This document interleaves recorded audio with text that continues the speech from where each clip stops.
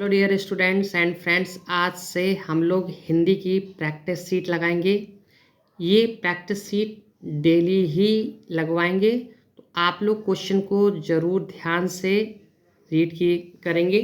देखें, पहला क्वेश्चन है, सर संक्षेपण करते समय ध्यान रखना चाहिए कि वो अपने शब्दों में ही किया जाए, वो अर्थों में ही किया जाए, वह दूसरों के शब्दों में किया जाए, वो अब बहुत शब्दों में ही किया जाए। तो इसका जो आंसर होगा वो होगा आपका पहला वाला आंसर। संक्षेपण जब हम लोग करते हैं तो वह अपने शब्दों में ही किया जाना चाहिए संक्षेपण। दूसरा क्वेश्चन देखेंगे। दूसरा क्वेश्चन है, हिंदुस्तानी साहित्य का इतिहास लिखने वाले गारसा द तासी किसके विद्वान थे? तो ये जो विद्वान थे वो फ्रांसीसी, कौन से विद्वान थे? एक फ्रांसीसी विद्वान थे। नेक्स्ट क्वेश्चन देखेंगे, क्वेश्चन नंबर 3, जिनका उच्चारण ऊपर के दांतों पर जीभ लगने से होता है उसे क्या कहते हैं? ये रहे 4 ऑप्शन। दोस्तों क्वेश्चन नंबर 3 थोड़ा स्किप हो गया है, पहले क्वेश्चन नंबर 3 को देखेंगे। निम्नलिखित से किसका प्रयोग केवल बहुवचन में होता है? तो लड़का, घोड़ा, नारी ये सब एक वचन में होते हैं, लेकिन जो दर्शन शब्द है ये पेपर में बहुत ज़्यादा पूछा आता है। दर्शन एक बहुवचन शब्द होता है। क्वेश्चन नंबर 4, जिनका उच्चारण ऊपर के दांतों पर जीभ लगने से होता है उसे क्या कहते हैं? तो उच्चारण की बात कर रहे हैं दंत। दंत में कौन कौन से अक्षर आते हैं हम आपको बता दें। इसमें आता है आपका ता आता है, था आता है, ता, था, द, था, ना। ये जो अक्षर हैं ये आपके क्या होते हैं? दंतक कहलाते हैं। इनका उच्चारण स्थान क्या है? दंतक। इसका मतलब हमारी जीभ इन अक्षरों को बोलते समय दांतों को स्पर्श करती है। नेक्स्ट क्वेश्चन देखेंगे। निम्नलिखित में से अशुद्ध वर्तनी शब्द है, अशुद्ध बताना है हमें। अशुद्ध, ज्योत्सना करेक्ट वर्ड है, अहिल्या करेक्ट वर्ड है, मिष्ठान, मिष्ठान इसमें अशुद्ध दिया हुआ है। तो मिष्ठान लिखते कैसे ये देखेंगे हम लोग। मिष्ठान में टा आता है, मिष्ठान।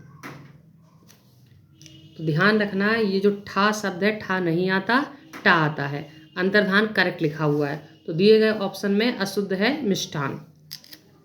क्वेश्चन नंबर 6, निम्न नामों में से एक ही वर्तनी अशुद्ध है। अशुद्ध कौशल्या करेक्ट लिखा है, मैथिली शरण गुप्त करेक्ट लिखा हुआ है, मेघनाथ करेक्ट लिखा हुआ है, राहुल संकृतान ये रॉन्ग लिखा हुआ है। इसमें गलती इस शब्द में है, इसको हम लोग करेक्ट लिखेंगे तो आधा सा नहीं आता है, ऐसे लिखते हैं संकृत्यान। आधा ता पूरा या फिर या न, मीन्स ये वाला आधा सा यूज नहीं करना है। Question number next, question number 7, सुक्ति का सही संधि विच्छेद पूछ रहे हैं। सुक्ति, इसमें सुक्ति में क्या होगा? जो इसका आंसर होगा वो आपका होगा सु प्लस उक्ति। मीन्स छोटा ऊ प्लस जब छोटा ऊ मिलता है तो ये बड़ा ऊ बन जाता है। और इसमें अगर संधि की बात करें तो इसमें दीर्घ संधि आती है। दीर्घ संधि, आपको संधि भी याद होनी चाहिए, दीर्घ संधि। तो छोटा ऊ प्लस छोटा ऊ मिलके बड़ा ऊ बन जाता है, और मीन्स इसमें छोटा ऊ की मात्रा है और ये छोटा ऊ है, तो ये मिलके बड़ा ऊ बना है। देखिए यहाँ पर सुक्ति है, तो अगर पेपर में से सुक्ति में कौन सी संधि है? दीर्घ संधि है। नेक्स्ट क्वेश्चन देखेंगे, क्वेश्चन नंबर 8, अभी प्लस उदय की संधि कीजिए। तो इसमें जो आएगा ये आपका आएगा अभ्युदय। अभ्युदय में देखो इसमें छोटी की मात्रा आ रही है और इसमें छोटा ऊ की मात्रा आ रही है, और इसमें देखा जाए तो यण संधि होगी। यण संधि की पहचान क्या होती है?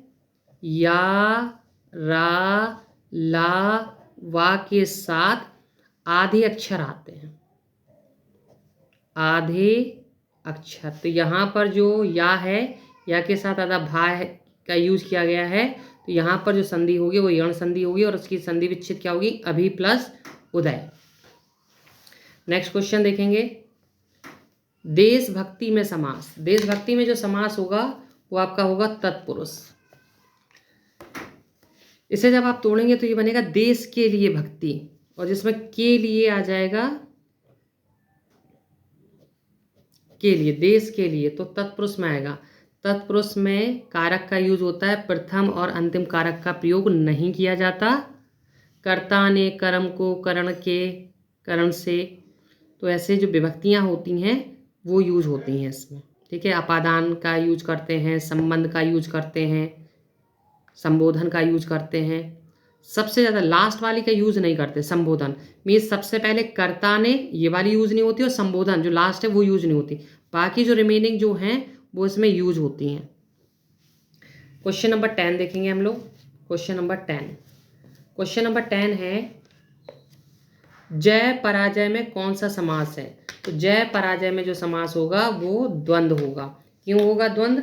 इसकी पहचान क्या है, जब दो शब्दों के बीच में योजक चिन्ह आता है, इस सिंबल को योजक चिन्ह कहते हैं, योजक चिन्ह, तो वहाँ पर द्वंद्व समास का प्रयोग किया जाता है। क्वेश्चन नंबर 6, संन्यास शब्द में कौन सा उपसर्ग है। संन्यास, संन्यास में जो उपसर्ग बनेगा वो आपका बनेगा सम। संन्यास में जो उपसर्ग होगा, उपसर्ग का मीन्स होता है जो किसी मूल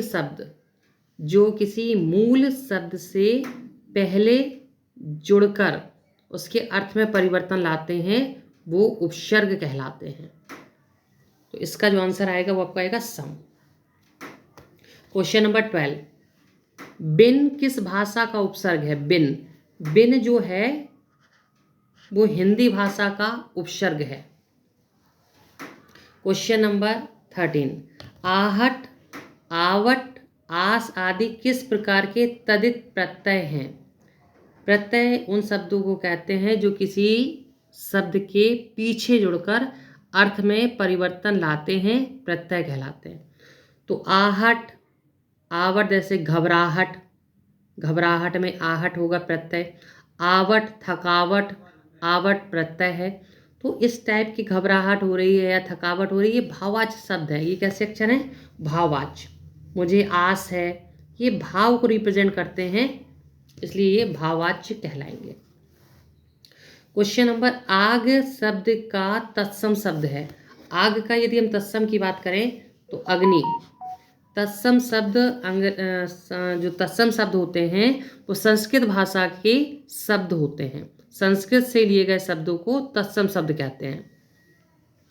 क्वेश्चन नंबर 15 देखेंगे हम लोग, निम्नलिखित में से कौन सा शब्द तद्भव है।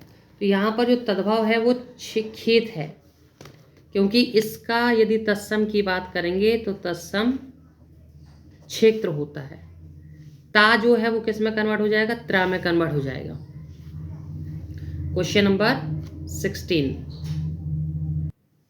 क्वेश्चन नंबर 16, तांबा शब्द का तत्सम रूप। तांबा शब्द का जो तत्सम रूप होगा वो आपका होगा ताम्र होगा। तत्सम पूछा है इसलिए ताम्र होगा। नेक्स्ट क्वेश्चन है, प्रिय का तद्भव। प्रिय एक तत्सम शब्द है और इसका तद्भव होगा पिया। देखिए, तत्सम तद्भव जो शब्द हैं ये आरो और ए आरो के लिए बहुत ज़्यादा इम्पॉर्टेंट हैं, क्योंकि 10 मार्क्स के आते हैं आरो ए आरो एग्ज़ाम में। तो जो भी ये तत्सम तद्भव शब्द हैं इन्हें आप कॉपी में नोट कीजिएगा और लर्न कीजिएगा। नेक्स्ट क्वेश्चन है, हमारे देश में जयचंदों की कमी नहीं है। जयचंदो संज्ञा के किस भेद के अंतर्गत आते हैं। जयचंद जो शब्द है ये यहाँ पर जातिवाचक को रिप्रेजेंट कर रहा है। जयचंदो शब्द का यूज हम लोग कहाँ करते हैं, जो व्यक्ति दगाबाज होते हैं, धोखेबाज होते हैं, फ्रॉड टाइप के होते हैं, उन लोगों के लिए जयचंद शब्द का यूज किया जाता है। तो इसमें लिखा है, हमारे देश में जयचंदों की कमी नहीं है। मैं जयचंदो संज्ञा के किस भेद के अंतर्गत आता है, तो ये आंसर आएगा जातिवाचक, जो कि पूरी जाति को रिप्रेजेंट करता है।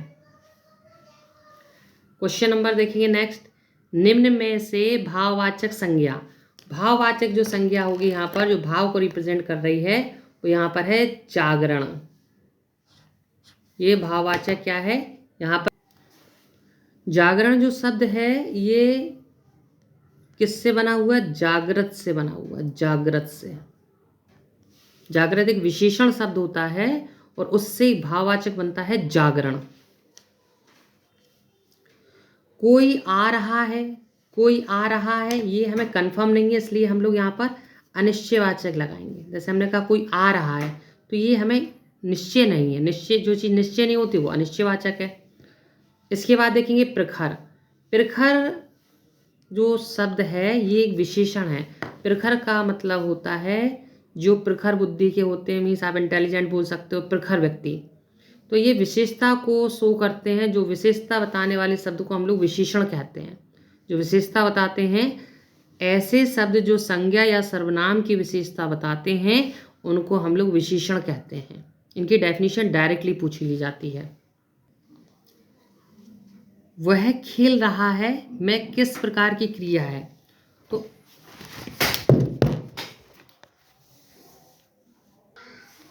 सॉरी डियर स्टूडेंट्स, मेरा फ़ोन गिर गया था तो अब मैं फिर से स्टार्ट करता हूँ।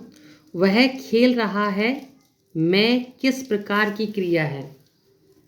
देखिए क्रियाएं जो होती है मेन 2 टाइप्स की होती हैं, एक होती है सकर्मक और एक होती है अकर्मक। खेलना यहाँ पर क्रिया है, खेलना, और जब क्रिया का मेन प्रभाव सब्जेक्ट पर पड़ता है, मेन प्रभाव सब्जेक्ट पर पड़ता है तो वह अकर्मक क्रिया होती है, क्योंकि यहाँ कर्म नहीं दिया हुआ है। जिस सेंटेंस में कर्म नहीं दिया होता है सीधा फल कर्ता पर पड़ता है, क्रिया का फल जब कर्ता पर पड़ता है तो वहाँ पर अकर्मक क्रिया होती है। वह हमेशा अपने भाई के गीत गाता रहता है, वाक्य में अव्यय बताना है। यहाँ पर हमेशा अव्यय होगा, अव्यय आविकारी शब्द को ही कहते हैं, तो यहाँ पर जो अव्यय शब्द है वो हमेशा होगा। नेक्स्ट क्वेश्चन देखेंगे, क्वेश्चन नंबर 24, उनके बिना तुम कुछ नहीं हो, वाक्य में संबंध बोधक शब्द कौन सा है। उनके बिना, संबंध बोधक, देखिए यहाँ पे जो बिना शब्द है ये संबंध को रिप्रेजेंट कर रहा है कि उनके बिना तुम कुछ नहीं हो, ये संबंध को रिप्रेजेंट कर रहा है। नेक्स्ट क्वेश्चन देखेंगे 25, निम्नलिखित में से कौन सा शब्द आँख का पर्यायवाची नहीं है। इस क्वेश्चन को ध्यान से पढ़ना, नहीं है पूछा है तो अक्षी, नयन, दृग ये आँख के पर्यायवाची होते हैं, लेकिन जो त्रुगंबु लिखा है कि आंसू का पर्यायवाची होता है। ये जो पर्यायवाची है वो आंसू का पर्यायवाची होता है। देवता का पर्यायवाची शब्द है, देवता का पर्यायवाची शब्द आपसे जो पूछ रहे हैं तो ये विविधु है, विविध, विबुध जो होता है ये देवता का पर्यायवाची है। अवर, अवर का विलोम शब्द दिया हुआ है प्रवर। भय, भय का जो विलोम शब्द है वो है आपका निर्भय, भय का विलोम शब्द होता है निर्भय। नेक्स्ट क्वेश्चन देखेंगे, क्वेश्चन नंबर नेक्स्ट है, निरंतर, निरंतर करने से, क्या करने से, हंगामा करने से, कार्य करने से, चीत्कार और प्रयास। तो निरंतर प्रयास करने से, निरंतर प्रयास करने से कामयाबी जरूर हासिल होती है, रिक्त स्थान के लिए उचित विकल्प होगा प्रयास। नेक्स्ट क्वेश्चन, वायुयान के उतार चढ़ाव से यात्री घबरा गए पर चालक ने उन्हें किया, चालक ने उन्हें आश्वस्त किया। जब कोई घटना होती है उसके बारे में बताया जाता है तो उसमें आश्वस्त वर्ड यूज करते हैं। नेक्स्ट क्वेश्चन देखेंगे हम लोग, क्वेश्चन नंबर, जिसकी कोई उपमा ना दी जा सके वाक्य के लिए, उपमा ना दी जा सके उसके लिए वन वर्ड होता है आपका अनुपम। नेक्स्ट क्वेश्चन देखेंगे हम लोग, जंगल में लगने वाली आग, ये क्वेश्चन सबसे ज़्यादा इम्पॉर्टेंट है। जंगल में लगने वाली आग को क्या कहते हैं? तो जंगल में लगने वाली आग को दवानल कहते हैं। जो बड़वानल है ये समुद्र में लगने वाली आग होती है। समुद्र में लगने वाली आग, समुद्र में लगने वाली आग को बड़वानल कहते हैं। ये जो आग है ये पेट में लगने वाली आग है। पेट में लगने वाली आग, पेट में लगने वाली आग जो होती है वो जठराग्नि होती है। ये पेड़ों में लग जाती है। जंगल में पर्टिकुलर लगने के लिए हम लोग दवानल वर्ड का यूज करते हैं। ये ध्यान रखना, ये बहुत इंपॉर्टेंट है, पूछा जाता है ये क्वेश्चन एग्जाम में। कागजी घोड़े दौड़ाना मुहावरे का अर्थ होगा। तो कागजी घोड़े दौड़ाने का मीन्स होता है व्यर्थ की लिखा पढ़ी करना। ये मुहावरा है, व्यर्थ की लिखा पढ़ी करना। नेक्स्ट क्वेश्चन, बहती गंगा में हाथ धोना मुहावरे का सही अर्थ होता है अवसर का लाभ उठाना। अवसर का लाभ उठाना को कहते हैं बहती गंगा में हाथ धोना। नेक्स्ट क्वेश्चन है, बोए पेड़ बबूल के आम कहाँ से होए। ये एक लोकोक्ति है।